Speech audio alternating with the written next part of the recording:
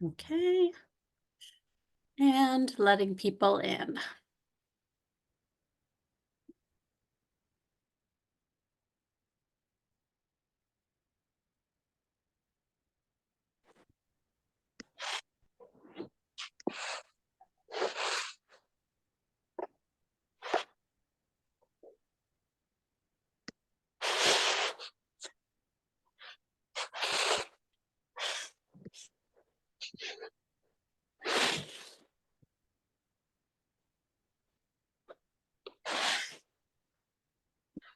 Welcome, everybody. We'll get going in just another moment once folks are fully in the room. There's some people still connecting, it looks like.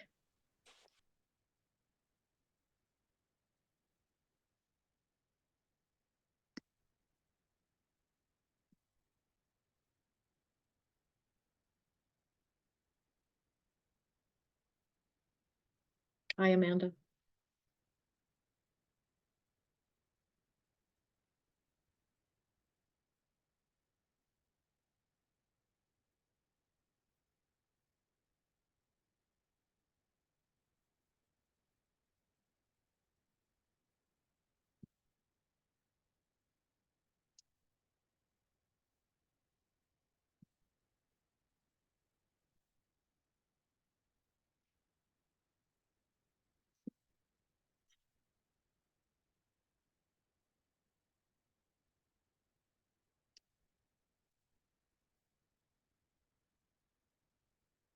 I see two people who look like they're still trying to connect to audio, so I don't want to get going until maybe they fully in the room.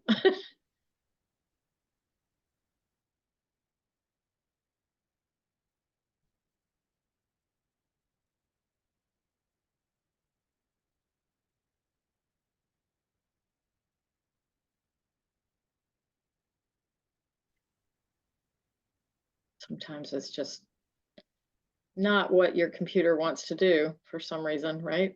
We were talking about that when Nick and I first signed on today.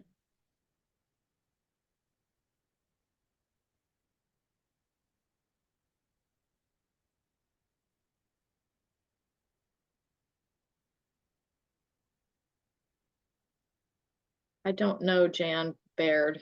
I wish I could be in communication with them, but I think I'll go ahead because we do have limited time. Hopefully, Jan and others will be able to get in. We did have a nice little group register. So the nice thing about these programs is that they do tend to be fairly intimate and allow opportunity for folks to jump in with questions. So I'll just mention that to those of you who are here. It's pretty informal. We do ask that you keep your microphone muted if you're not talking, just to limit background noise. I'm Elizabeth Beggins. Really appreciate everybody being here today. I am the Maryland Agriculture Outreach Specialist for the Million Acre Challenge. The MAC, as we call ourselves, is a collaborative project with American Farmland Trust, Chesapeake Bay Foundation, and Future Harvest. And our goal is 1 million acres of Maryland agriculture land, advancing regenerative practices by 2030.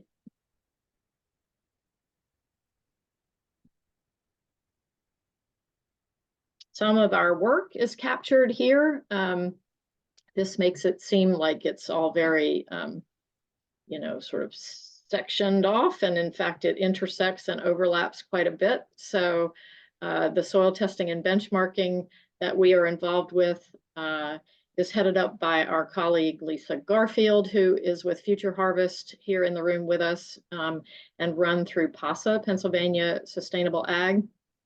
We offer a number of different kinds of networking opportunities, like this Lunch and Learn monthly, field days, demonstrations, and our advanced farmer networks. All of these are designed to put farmers in community with each other. We really believe that's a great way for farmers to learn and to share what they already know. We truly are a farmer-focused initiative and believe that farmers are the experts. So our role is just to help producers steward the land in the best way that they can. We also are offering economic case studies through American Farmland Trust. My colleague Amanda Cather is also with us. And we offer practice implementation, technical support, and financial support.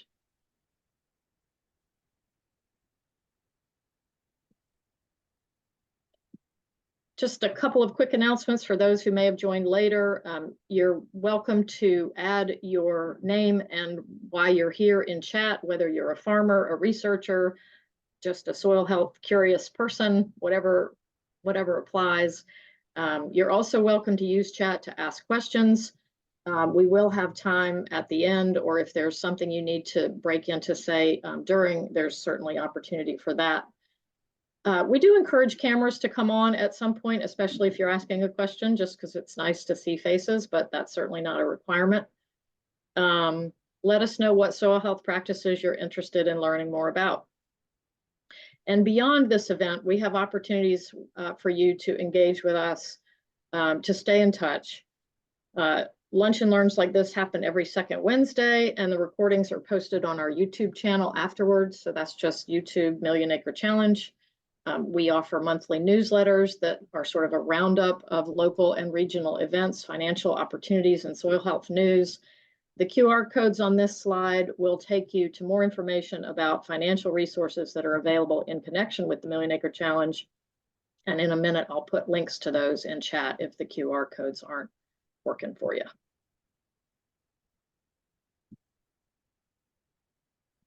Getting close to the real reason we're here. I just want to mention a couple things about our guest today. Unfortunately, Bill Tharp is unable to be with us after all, but his colleague Nick Miller is going to discuss the content he would have covered. Nick is the Healthy Soils Program Specialist with the Maryland Department of Ag. Prior to his current role, he worked in nutrient management in Baltimore, Cecil, Hartford, and Kent counties. He joined MDA after a decade of working in ag production and education in Maryland and Virginia. He has a master's in agronomy with an agroecology concentration from the University of Florida.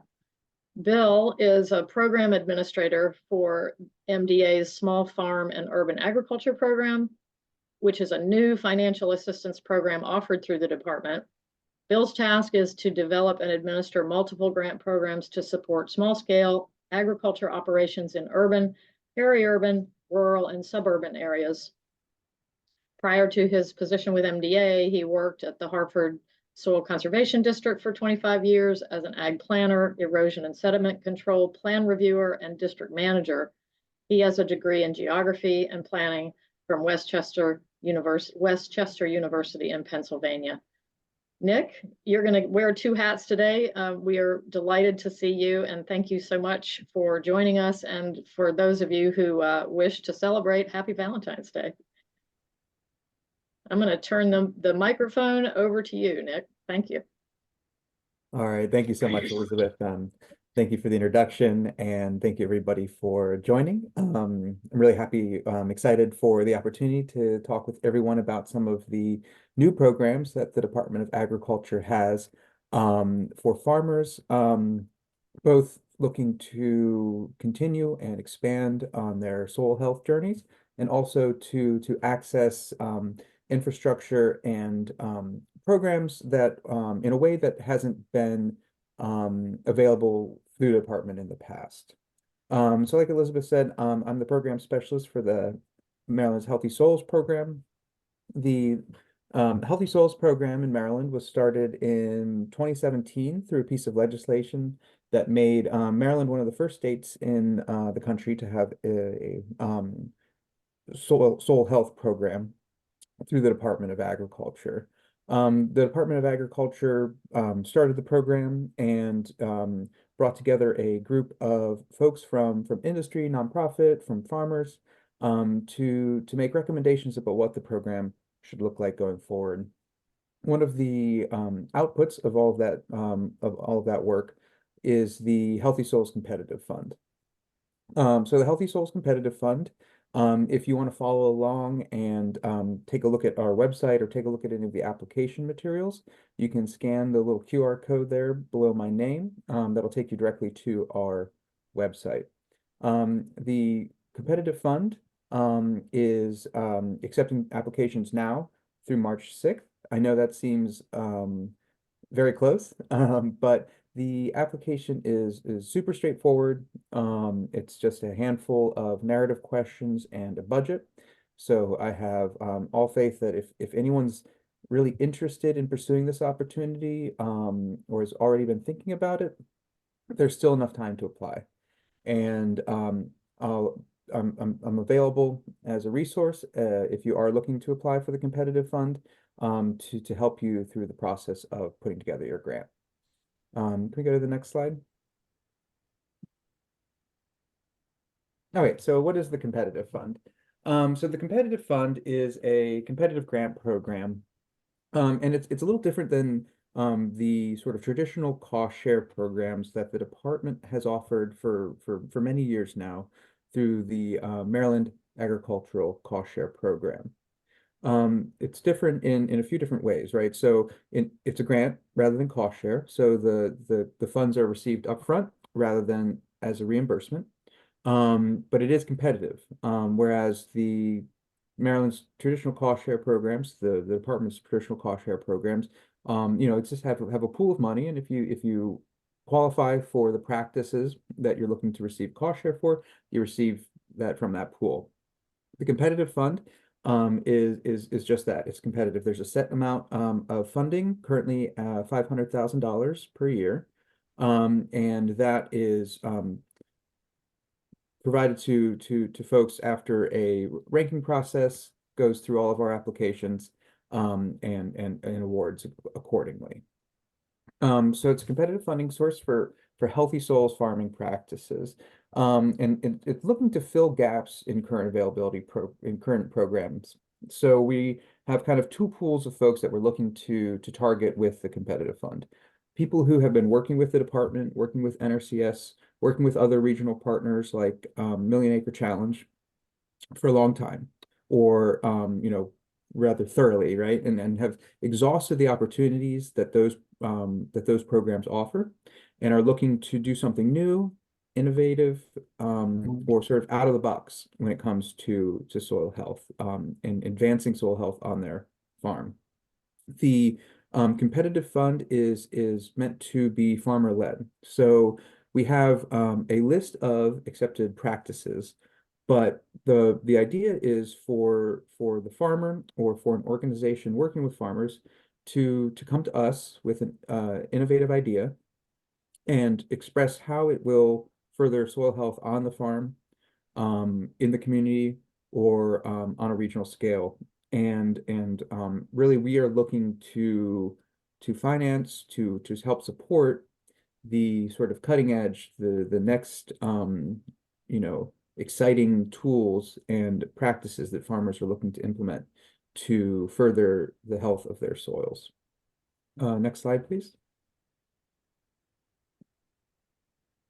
So here are the eligible conservation practices. These practices can be, you can focus on a single practice in your application, or you can combine multiple practices. You can also, suggest additional practices that would, as long as as your argument is very clear as to how that practice will advance soil health, it can fit with the competitive fund. So some examples. So like with cover crops, the department and NRCS funds and have funded cover crop cost share in the state for a very long time. However, there are certain requirements of those programs, because the target of those programs is water quality first rather than soil health. There are co-benefits, of course, to those programs and practices.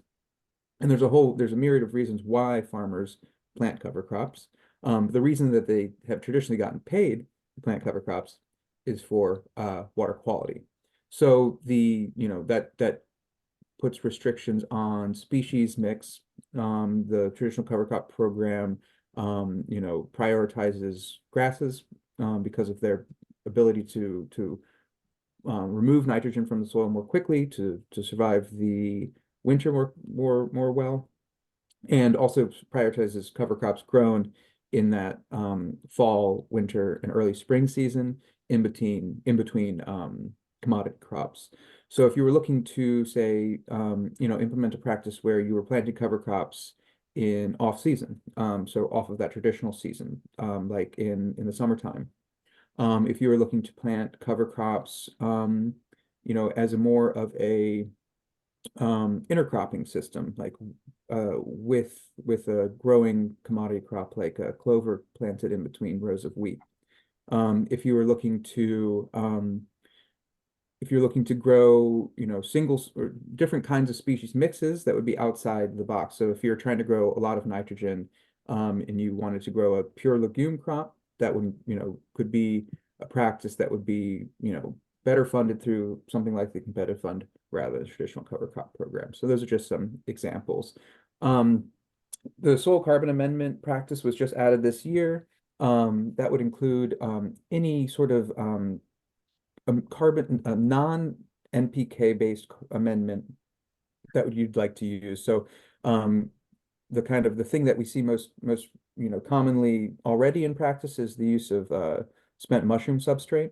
So that would qualify if you're looking to use a material like that. Other composted materials, some more sort of newer practices and newer materials that we're seeing would be things like biochar and rock dusts. And then I want to also note agroforestry as an eligible practice. That would include sort of all practices defined under the agroforestry umbrella, like alley cropping, silvopasture, sort of forest grow, forestry products, that kind of thing.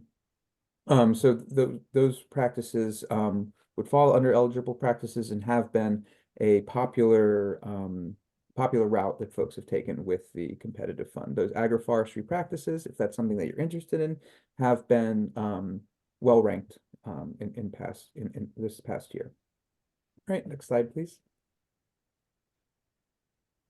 Okay, so some details. It's up to $50,000 for the fund. You don't have to apply. You don't have to ask for all $50,000. We want the budget to accurately and reliably reflect the practice and project that you're trying to do on your operation. But it's up to $50,000, and that's awarded over a 3-year period. The agreement is for 3 years. The goal of this program is to foster more long-term practice adoption. The max that you can get upfront, sort of after the award is given and before you start implementation, is 40%. And that's dependent on the project, and that amount will range depending on the project, but the maximum is 40%. And the sort of example where 40% would qualify would be if you needed to use the grant to access equipment, which would then be used to implement your practice. I should say that another sort of unique factor and a unique quality of this opportunity is that it can be used to purchase equipment and pay for labor, which are two aspects which are not commonly funded by the department. So this can be used for equipment, can be used for labor. I will say that if you are thinking about some, if that kind of gives you some ideas like, well, I really have always been wanting to get this piece of equipment or that piece of equipment. I will say that projects which are solely looking to purchase a large piece of equipment without adequate supporting practice adoption have not been well ranked by the committee. What I mean is the equipment purchase needs to be really well supported by the change in practice that'll be utilized, that'll be made possible by the equipment, and that practice change needs to advance soil health. And so, tillage equipment would not rank well, right? Because that's not usually seen as advancing soil health. Now equipment that would allow you to reduce tillage in a meaningful way, or even if it's not getting you to 100% no-till, reduced tillage equipment would be, you know, better ranked, especially if that was supporting this meaningful and potentially scalable change in practice towards better soil health. Importantly, there are no minimum acreage requirements, no minimum, no maximum. We're working with folks from our first batch of awardees who are, you know, growing on less than an acre in an urban setting, and on more than, you know, 1,000 acres in a row crop setting.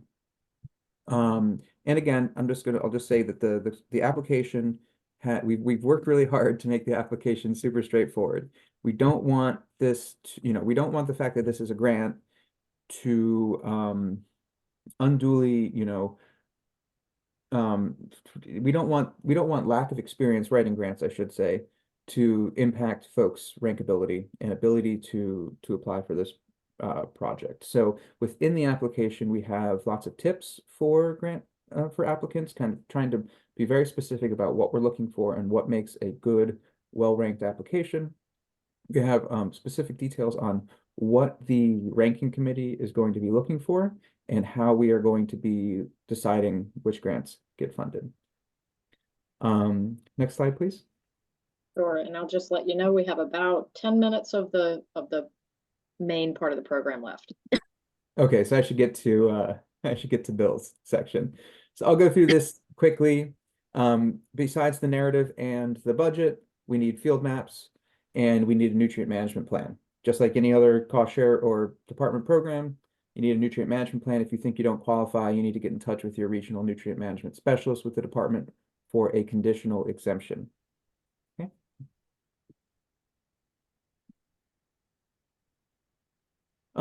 You can, you know, take a quick look at this.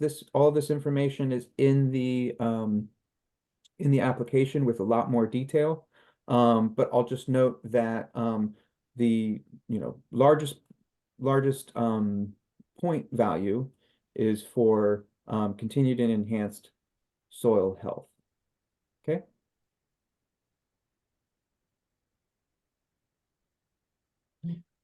So 2023, so this past year was the first year of this program. And we had 16 proposals that were awarded. We had a great pool of applicants. We have some folks applying again. And you can see from the list here that we had a real diversity of projects. So, you know, if you have an idea, chances are we can, you know, talk about it and make it fit into the practices that were previously mentioned. Okay. All right, so let me get into Bill's program here. So the Small Farm and Urban Agricultural Program is also a brand new program from the department. Bill was brought in to really see it develop from the ground up. Next slide, please. So like I said, recently started. And the intent of this program, like similar to the competitive fund, is to really like look to, you know, there's sectors of the agricultural community in Maryland that the department has historically, for a number of reasons, historically not worked with as extensively. And small farms and urban producers are part of that group. And so this program is really working to bring more folks into the department and to better serve the diversity of agricultural operations in Maryland. Okay. So looking here at some general eligibility. So, you know, individual farmer operators, organized businesses, nonprofits, all of those folks may apply to the urban agricultural grants. It does not need to be zoned agriculture, and that's you know, and it doesn't need to be owned either. I think that's an important thing to say, and that's true also of that's true of most of our cost share programs, but especially true of this and of the Healthy Soils Competitive Fund. This can totally be something that you do on leased land. It doesn't have to be, you know, land that you own. Thank you. So the first of the programs that has been developed, and so like I said, this is new.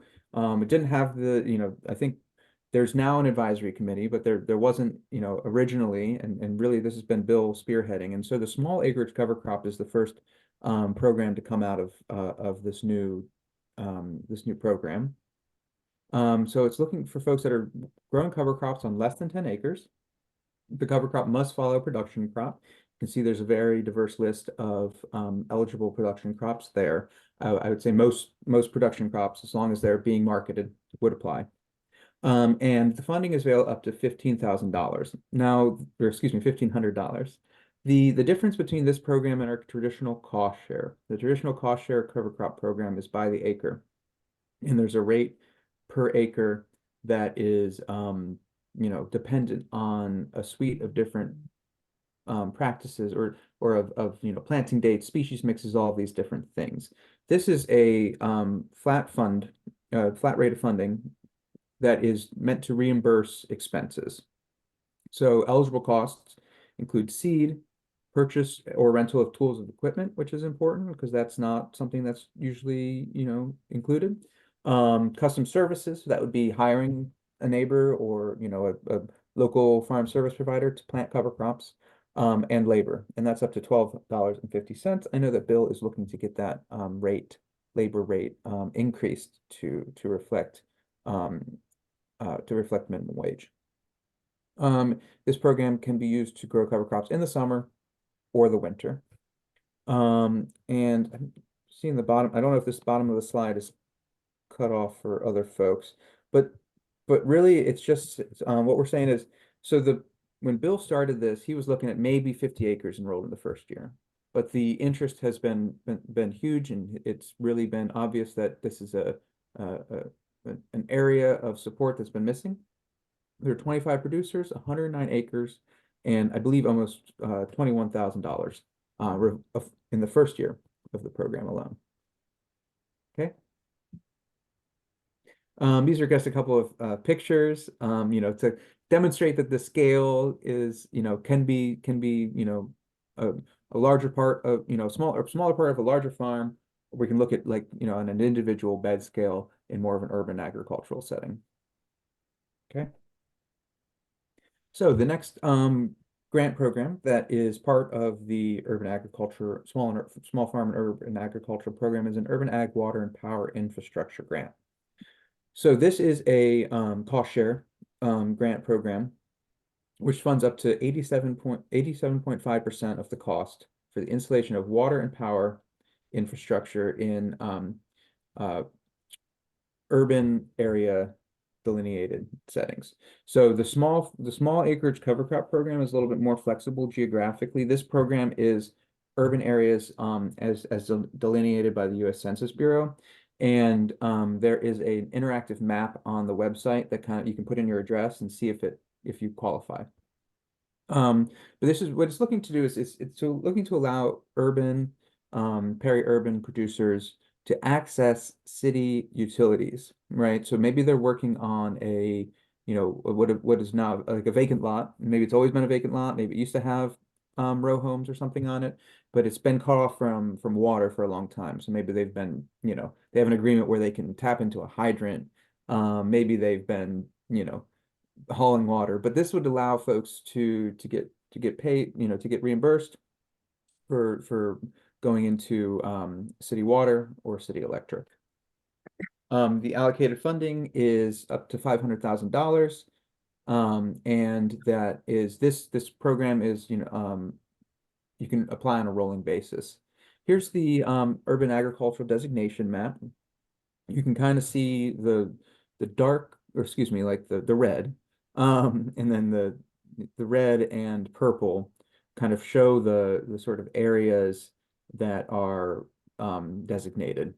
And like I said, you can put your address in there and it'll tell you whether you're in there. And you can get in touch with Bill too, and he can help guide you as to, geographically who would be eligible for this. Okay.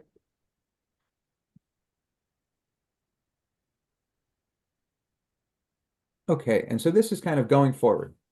So this will be a new grant program that Bill is working to develop now with the 10-member advisory committee.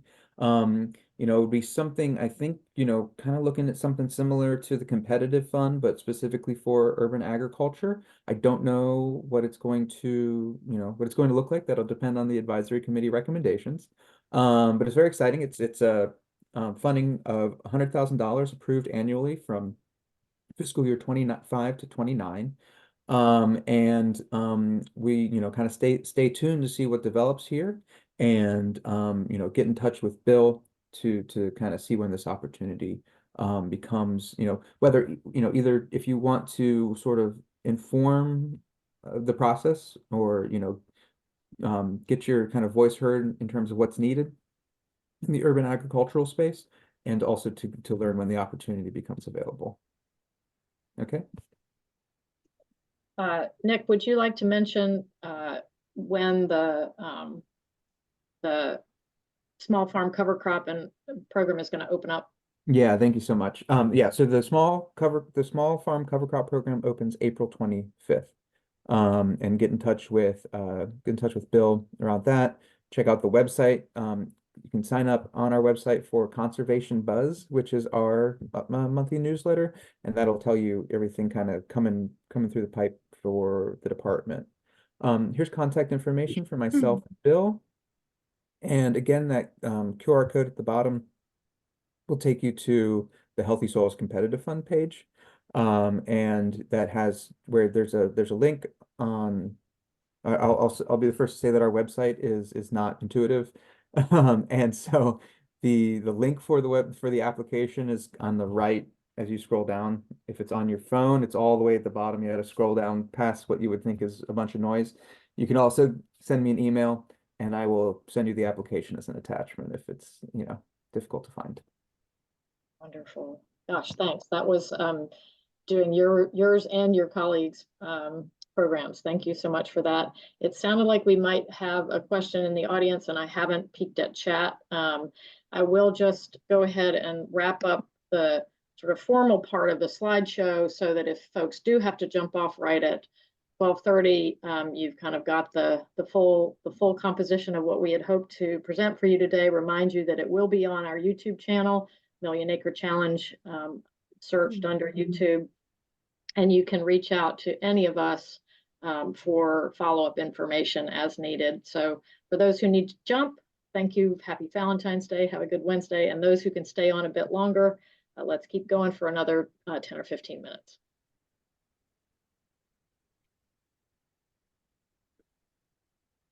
Questions?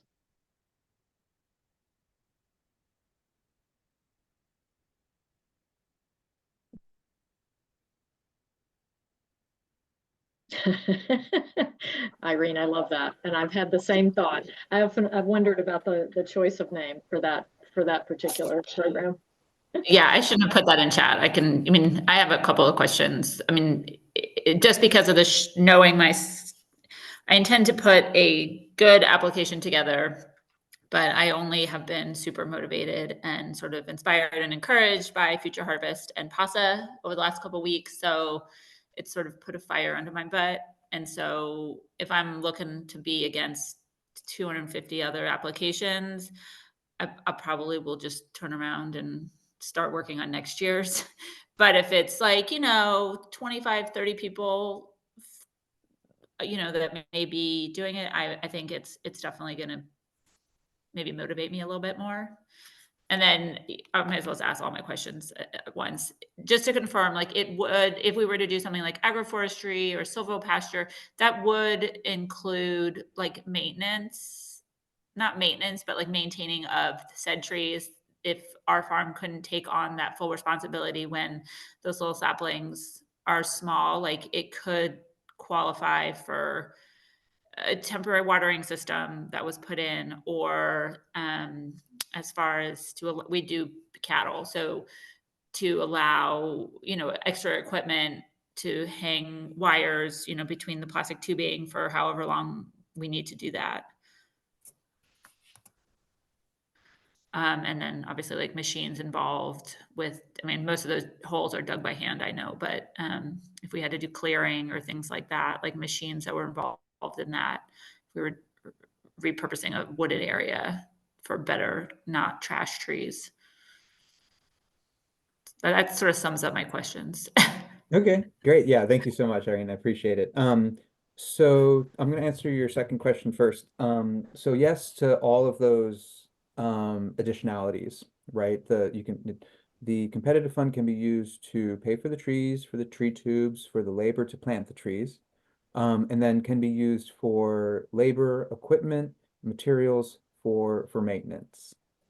Now, I'll say in general that agroforestry projects have been highly ranked in the past. Of our 16 awards last year, I believe 6 of those were agroforestry practices. Mhm.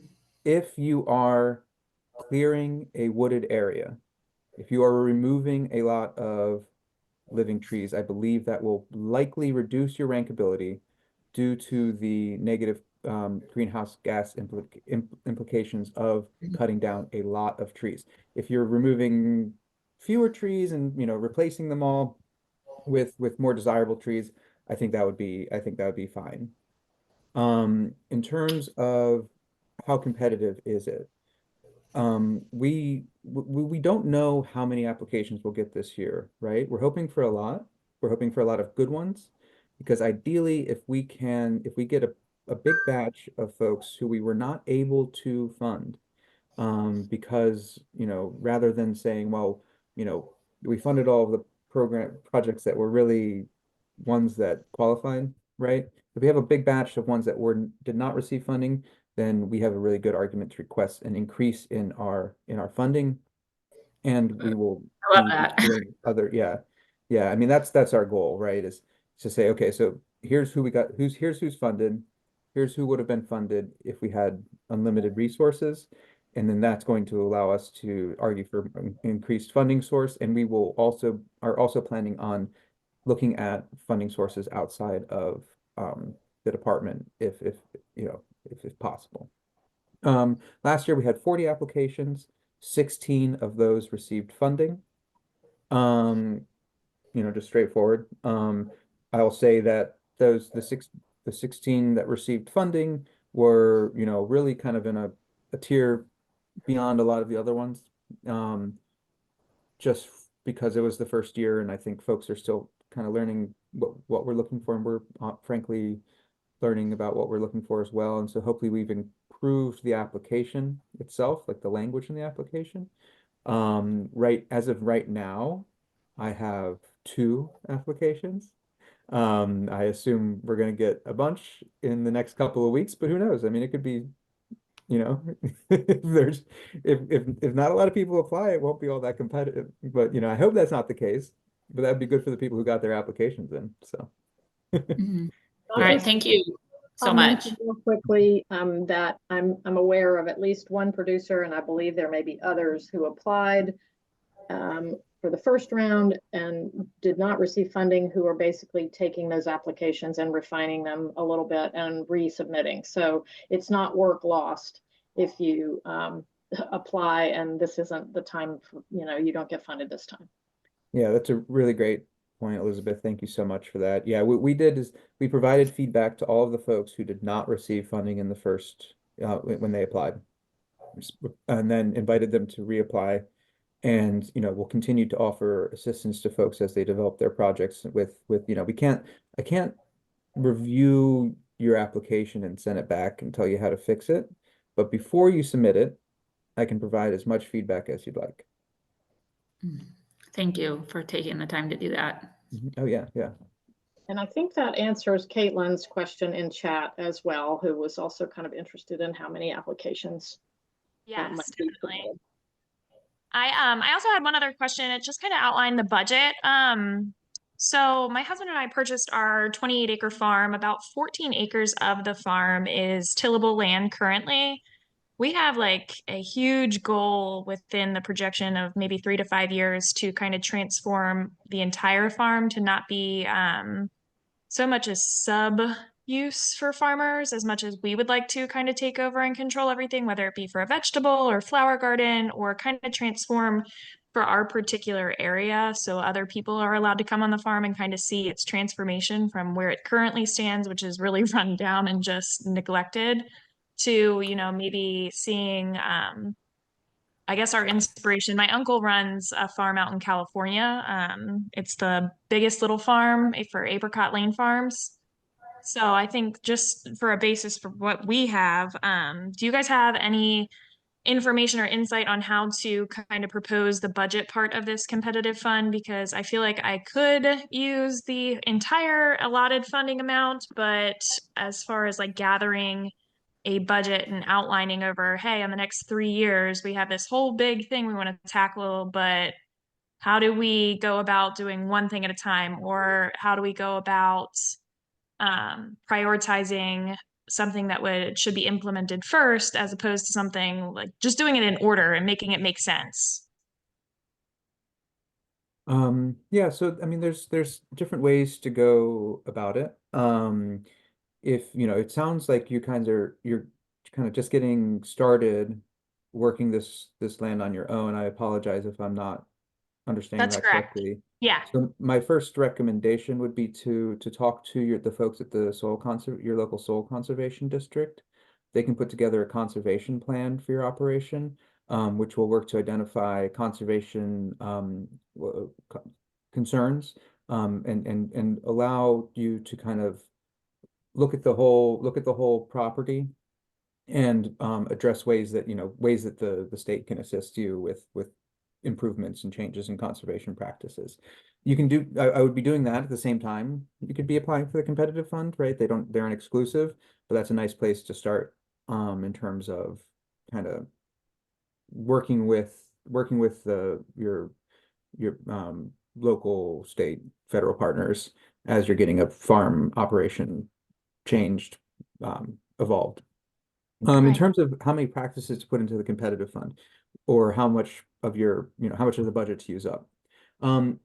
You can go either way. I mean, we've had folks who focus on a single aspect of the way that they want to see their farm practices evolve to improve soil health. And we have also had folks who looked at it from a full farm kind of picture. So you can go either way with that. You don't want to kind of, if you don't want to throw too many things in the hat where that $50,000 is going to get too stretched and you can't, really do everything you want to. And there's no reason that you can't reapply for the competitive fund in subsequent years to expand upon the projects that you're already doing if you do receive awarding in the first year, or to add on projects in future. That being said, if in your budget and in your narrative, you can adequately detail how all of these practices are going to improve soil health on your farm. I need to just say that that's the main driver, right? Is this improved Yes. soil health. And if the practices, don't quite fit in that lens, and we can talk about what that means if you'd like to, in more detail, then it'll likely reduce rankability. However, if you can adequately kind of, explain those benefits and justify them in the budget, there's no reason that asking for $50,000 would impact your rankability in any way. Okay, perfect.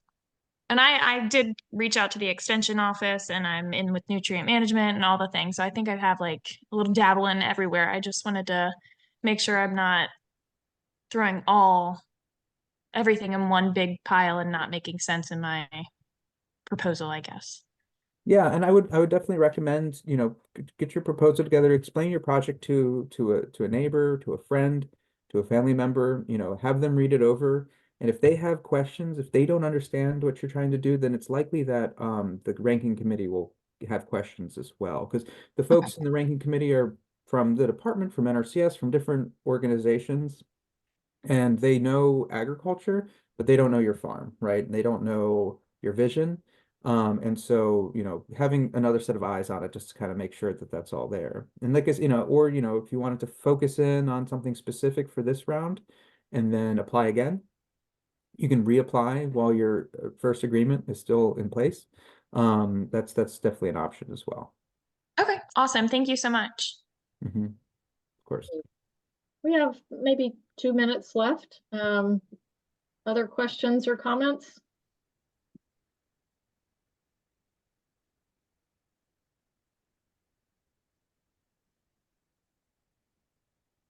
And I'll just say, if anyone wants, if anyone's interested, whether Irene or Caitlin, if you want to, got my contact information. We could set up a call and we can talk about this in super detail if you want to. Like that's what my job is right now. So please. Thank you. anybody I else. appreciate that. Anyone who's been too shy to chat in this format, just give me a call and we can talk about it in detail. Irene's already drafting an email, so. Perfect. Excellent. All right, everybody. Thank you. I'll let you get on with the rest of your Wednesday. Enjoy. Nick, much appreciated. And folks, reach out as needed. We look forward to seeing you again in the future.